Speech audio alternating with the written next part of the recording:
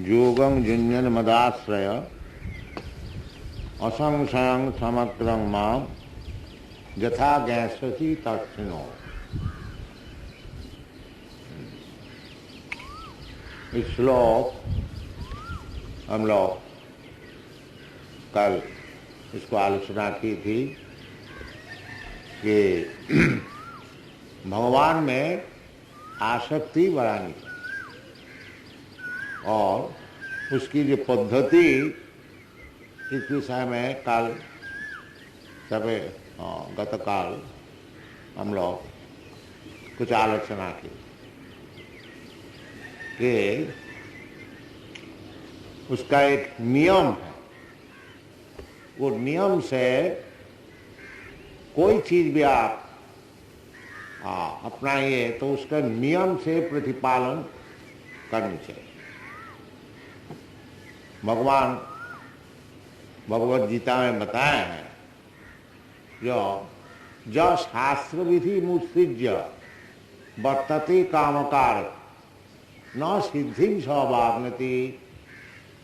शास्त्र में जैसे विधि है, वो विधि छोड़ करके अपना मन माफिक यदि कोई भगवान को उपलब्ध करने के लिए प्रयत्न करे तो भगवान खुद ही कहते हैं कि न सिद्धि स्वभावनति, उसको सिद्धि तो मिलेगी नहीं, न सुखम, और सुख भी नहीं मिलेगा। सब चीज के एक विधि है। इसलिए भक्ति दो प्रकार का होती है, एक विधि मार्ग और एक राग मार्ग। विधि मार्ग का अर्थ होता है कि शास्त्र में जैसे बताए हैं, गुरु जैसे बताते हैं उस प्रकार, और साधु गुरु शास्त्र। गुरु ऐसे गुरु नहीं जो कि शास्त्र विधि नहीं मानते, वो गुरु नहीं। गुरु का अर्थ होता है जो शास्त्र विधि खुद मानते हैं और अपने शिष्य को सिखाते हैं, वो गुरु। नरोत्तम दास ठाकुर कहते हैं कि साधु गुरु शास्त्र वाक्य तीनेते कोरिया ऐक्य। हम लोग को चाहिए कि साधु कौन है, गुरु कौन है, शास्त्र क्या चीज है, इसको थोड़ा समझना चाहिए। शास्त्र का अर्थ होता है वेदानुग शास्त्र। वेद को जो मानते हैं वो शास्त्र। और गुरु कौन है, जो शास्त्र को मानते हैं वो गुरु है। और साधु कौन है, जो शास्त्र गुरु को मानते हैं। इस प्रकार विचार हो। साधु गुरु शास्त्र वाक्य तीनेते कोरिया ऐक्य। We have to confirm by these three things, साधु गुरु शास्त्र। तो भगवान को प्राप्त करने के लिए जो उपाय स्वयं भगवान कह रहे हैं कि मैया आसक्त मना, उसकी जो विधि है, ये शास्त्र विधि जैसे ये लोग प्रतिपालन कर रहे हैं, सवेरे उठना, भगवान की मंगल आरती करना, फिर भोग लगाना, फिर भगवान का परिच्छेद उसको अच्छी तरह से सजाना, और फिर आरती, सब भक्ति रसामृत सिंधु आदि शास्त्र में सब लिखा है। और ये भी शास्त्र वेद पुराण का अनुसार। श्रील रूप गोस्वामी बताते हैं कि शास्त्र श्रुति स्मृति पुराण आदि पांचरात्रि की विधि बिना। श्रुति का अर्थ होता है वेद, और स्मृति का अर्थ होता है वेदानुग शास्त्र। तो श्रुति स्मृति और पुराण, आप लोग जानते हैं अष्टादश पुराण, श्रुति श्रुति पुराण आदि पांचरात्रि की विधि।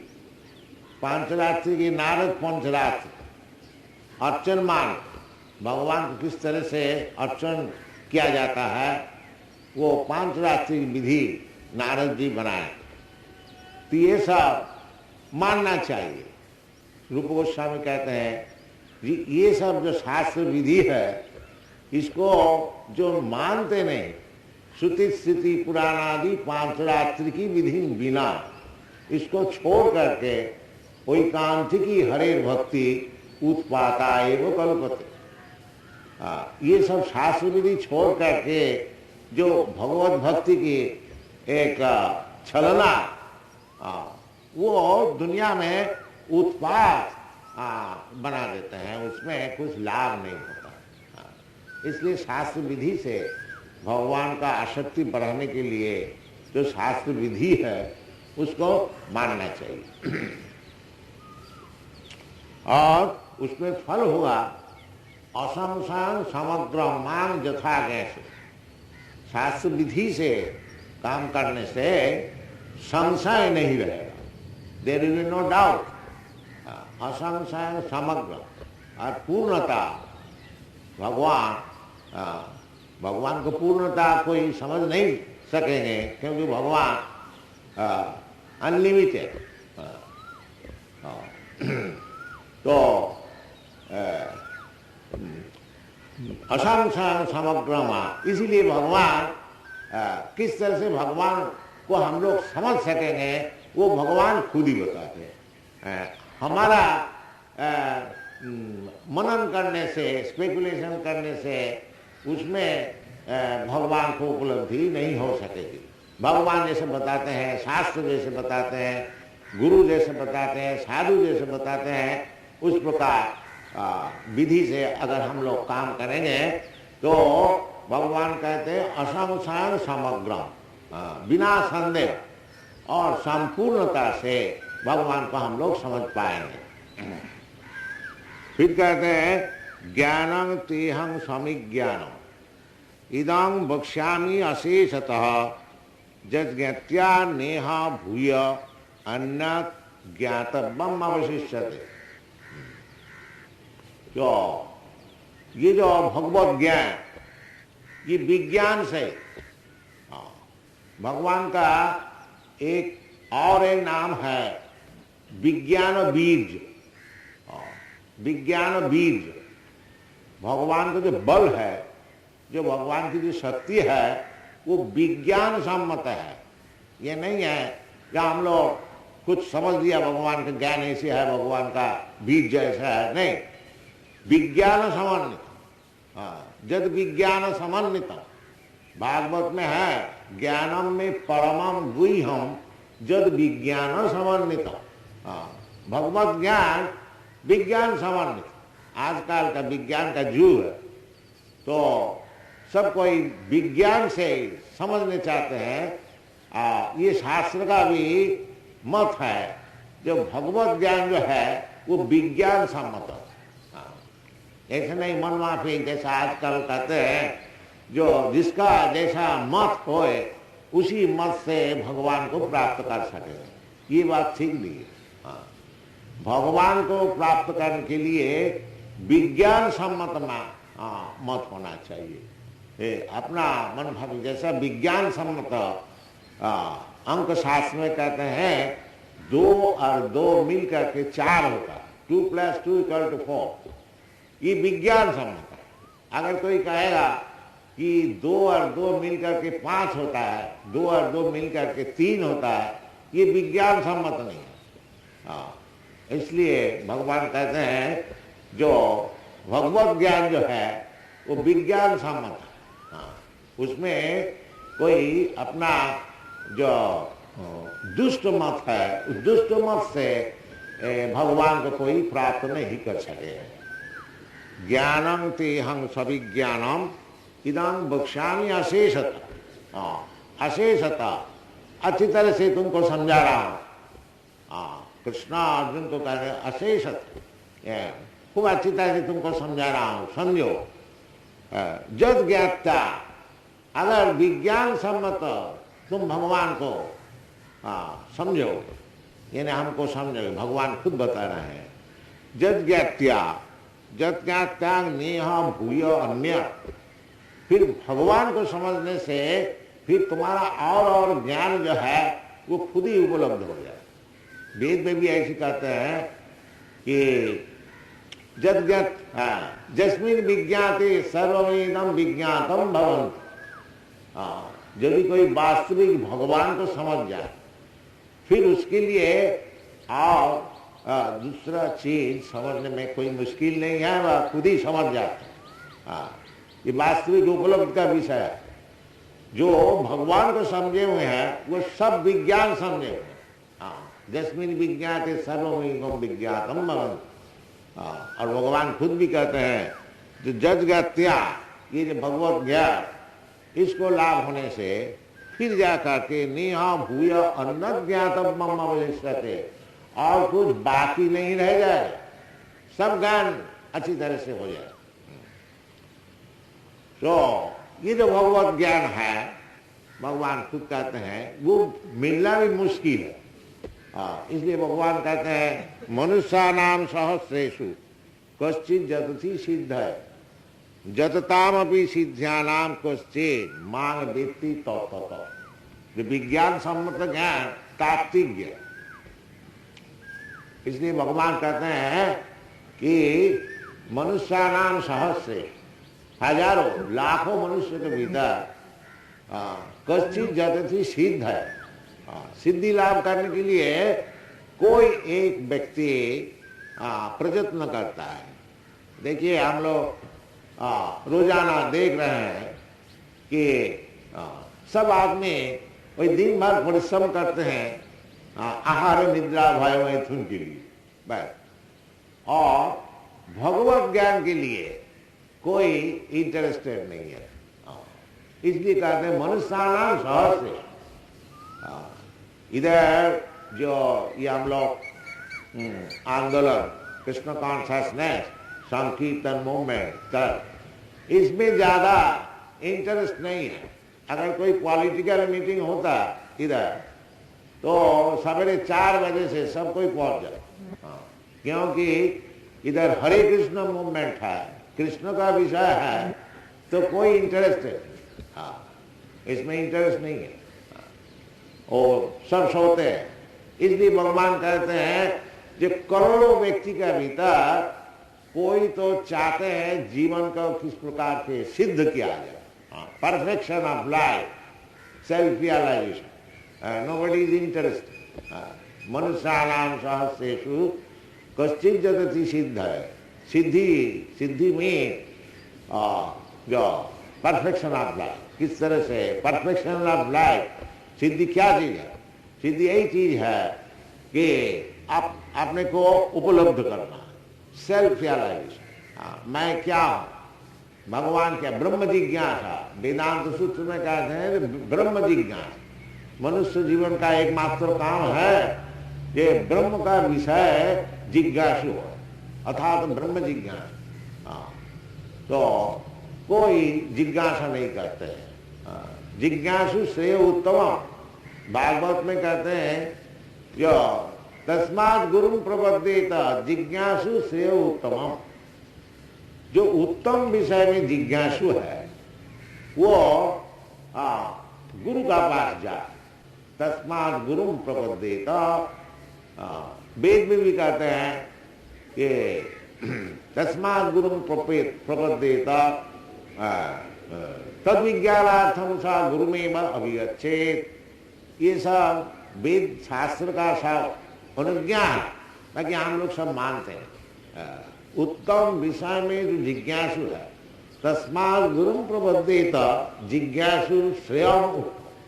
उत्तम श्रेय, श्रेय एक चीज होता है और प्रेय एक चीज होता है। जो हमको अभी बहुत अच्छी लगती है उसका नाम है प्रेय, और आगे जा करके जो हमारा भलाई करेंगे वो है श्रेय। जैसे बच्चे लोग खेलने को चाहते हैं, वो समझते यही ठीक, और तो पिता माता चाहते हैं वो पढ़े, स्कूल में जा, विद्वान हो, बाकी उसमें उसका इंटरेस्ट नहीं होता। तो श्रेय और प्रेय, तो श्रेय चीज जो है, और श्रेय का भीतर जो उत्तम श्रेय है उत्तम श्रेय, उत्तम का अर्थ होता है कि ये भौतिक जगत का कोई वस्तु नहीं है। उद्गत तम जस्मात् तम, तमसी, ये भौतिक जगत है, इसको अंधेरा कहा जाता है। वास्तविक ये अंधेरा है। आप लोग सब जानते हैं अगर सूर्य का उदय नहीं होता तो ये रात ही रात रह जाता अंधेरा, इसलिए इसको तम कहा जाता। तो उत्तम, उद्गत तम, ये भौतिक जगत से और आगे जाकर के जो विषय है अर्थात भगवत विषय, वो भगवत विषय में जो जिज्ञासु है वही आसन श्रेय वस्तु है, उसको जो ग्रहण करते हैं जिज्ञासु श्रेय उत्तमम, उसके लिए गुरु के पास जाना चाहिए। तस्मात् गुरुम प्रपद्येत जिज्ञासु श्रेय उत्तमम।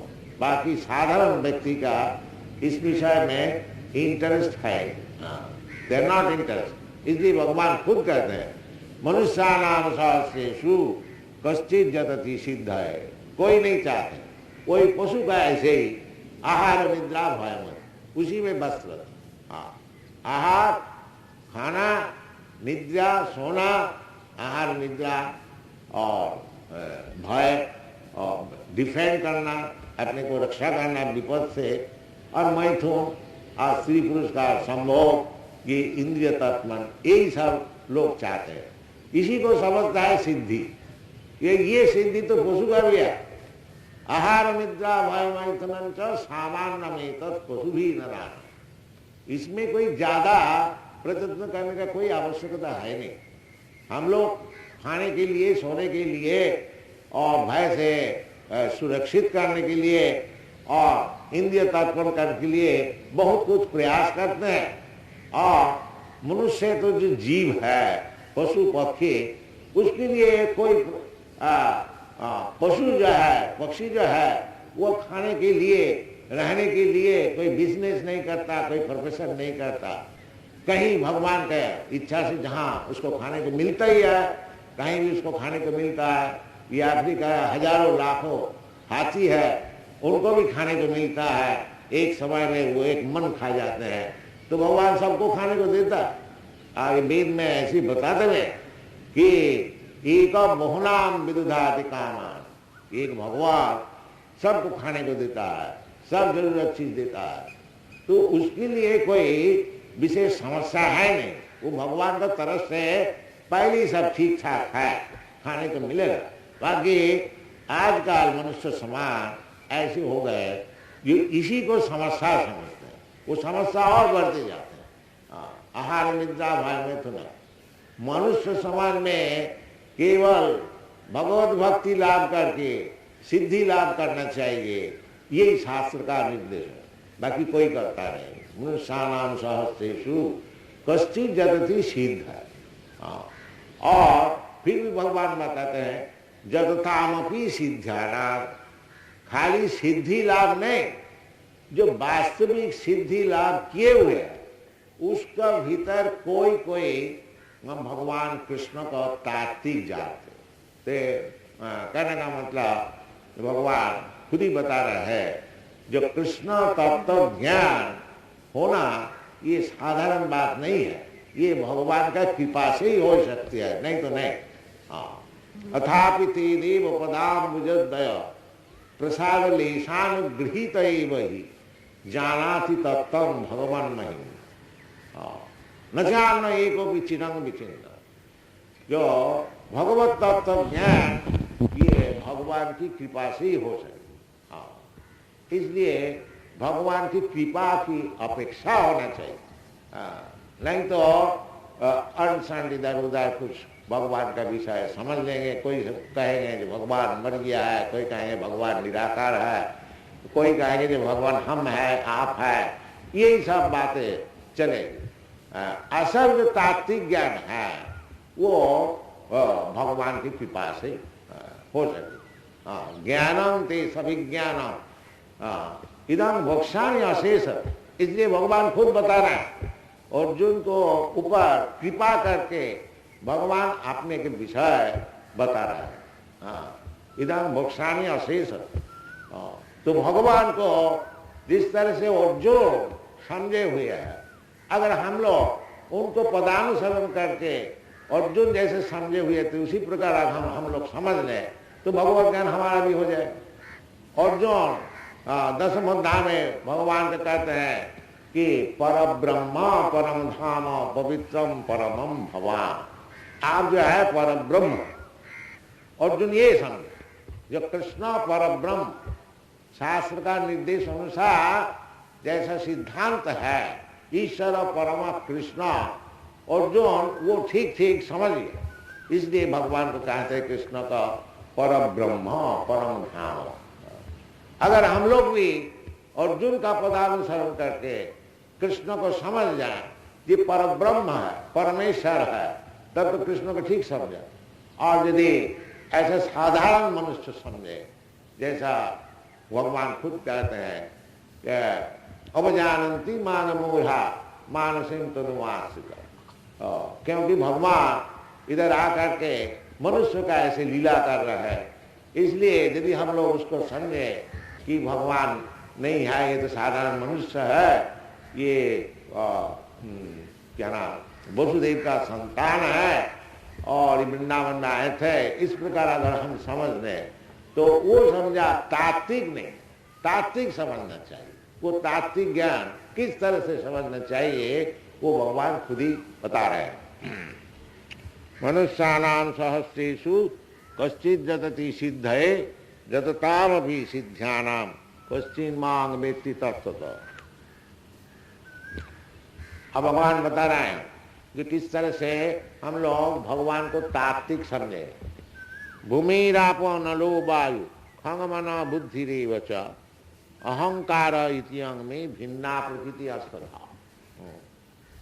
जो हम लोग का जो भौतिक ज्ञान है उसी से भगवान शुरू कर रहे हैं। भगवान को देखना ये आंख से अभी संभव है नहीं, अतः श्री कृष्ण नामादि न भवे ग्राह्यम इंद्रिय। ये जो भौतिक इंद्रिय है, ये भौतिक इंद्रिय द्वारा भगवत विषय ज्ञान नहीं हो सके। अतः श्री कृष्ण नामादि भगवान का नाम हम लोग जो कीर्तन करते हैं ये शुरू है। श्रवणम कीर्तन, श्रवण करने के लिए भगवान का नाम पहले श्रवण, भगवान का नाम श्रवण करने से फिर रूप, भगवान का रूप क्या है, नाम रूप, फिर भगवान का गुण क्या है, नाम रूप गुण, फिर लीला, फिर परिकर, फिर वैशिष्ट, ये आगे आस्ते आस्ते आस्ते बढ़ते जाए। तो ये अभी हमारा जो आंख है, जो हमारा जो इंद्रिय है, ये सब इंद्रिय से नाम भी हम लोग समझ नहीं सकते। हाँ, जैसे हरि कीर्तन हरे कृष्णा कृष्ण कृष्ण हरे हरे, हरे राम राम राम हरे हरे, तो हम लोग पहले तो इसको समझते हैं क्या हरे कृष्ण बोलने से क्या लाभ होगा। हाँ, क्योंकि ये जो इंद्रिय है ये इंद्रिय द्वारा भगवान का नाम रूप हम लोग नहीं समझ सके। इसलिए भगवान कहते हैं जो अच्छा तुम्हारा जो ज्ञान है ईंटा पत्थर देखने का जो ज्ञान है उसी से ही शुरू किया जाए, भगवान का नाम पीछे देखा जाए। इसलिए भगवान कहते हैं भूमिरप अनल वायु।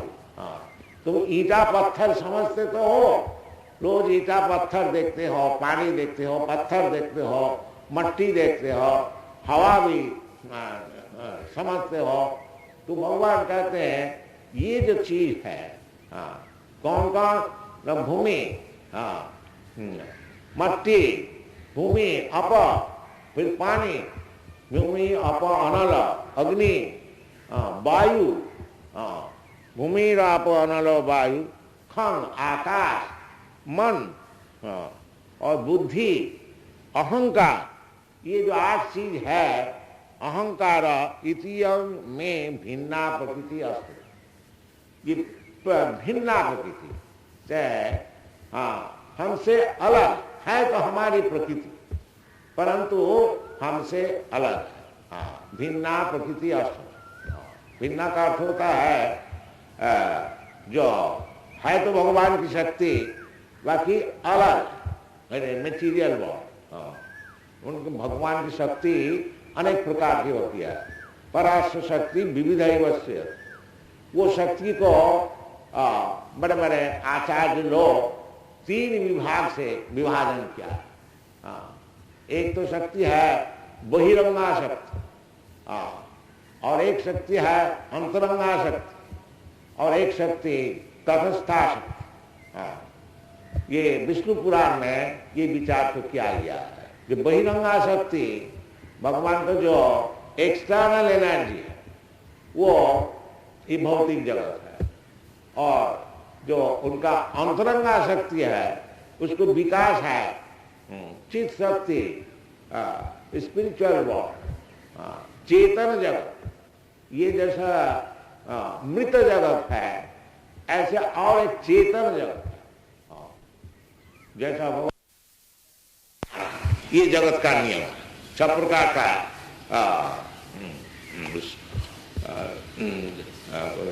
क्या बोलता है परिवर्तन होता है।